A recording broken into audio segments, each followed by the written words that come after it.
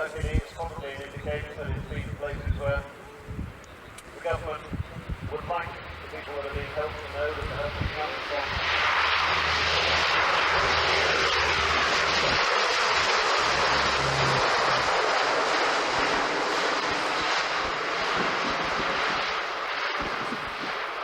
Now what's he doing now? This looks like it's going to turn into a pretty steep approach. Yes, it is, Sean. Wayne's going to demonstrate what's called a caisson approach. It's a very steep approach that's simulating coming into a hostile zone over high obstacles. They'll level the aircraft off, slow up to a speed that is above stall speed, a 1.2 ps speed. Nose the airplane over now, as you see, and basically target the area.